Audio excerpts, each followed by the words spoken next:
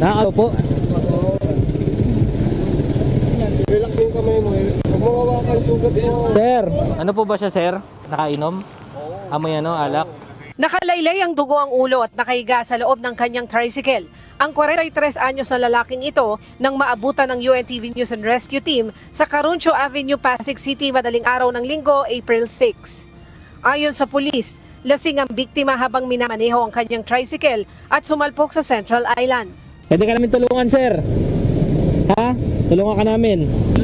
Ito may balikat. Huwag may tukod, huwag may tukod. Yan.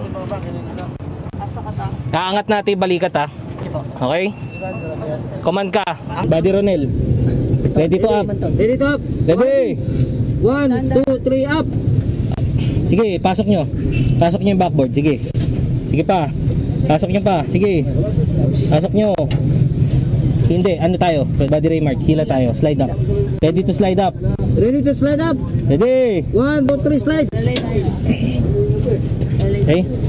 Dito. Kayo, yung isa dito sa may balikat. Dito sa balikat yung isa. Hindi rin alam ng mga nakasaksi ang gagawin kung kaya't naghanap sila ng mga makakatulong sa biktima. Kita ko naka-aksidente na siya. Tapos ang ginawa ko, gusto ko sanang galawin kasi tumutuloy yung dugo eh. Baka maubusan eh, huminga pa. Then nung may dumating na ako na kasama na ka-rider din, takbo ako ng child soap para humingi ng ambulansya. Tapos dinuro ko sa San Jose.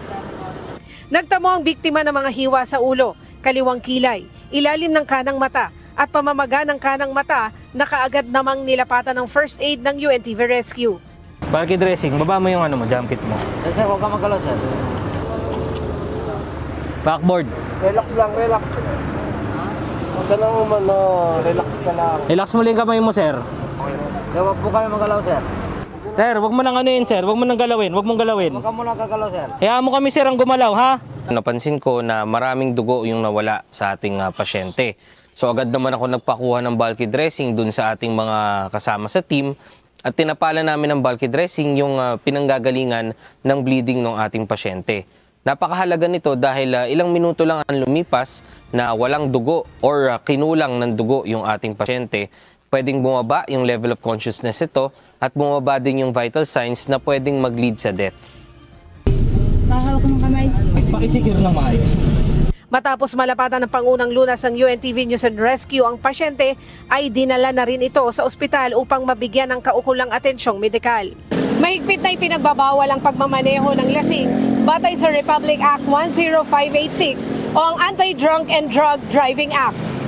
Ngunit sa kabila ng pagpapaalala ng mga otoridad, umabot pa rin sa mahigit 400 ang insidente ng aksidente na konektado dito mula Enero hanggang Agosto noong 2022. Sa ulat nga ng PNP Highway Patrol Group, nasa 25% ng mga aksidente sa kalsada ay kinasasangkutan ng mga lasing na driver. Leslie Widem, UNTV News and Rescue. Diyos ang aming sandigan, serbisyo publiko ang aming pinahalagahan.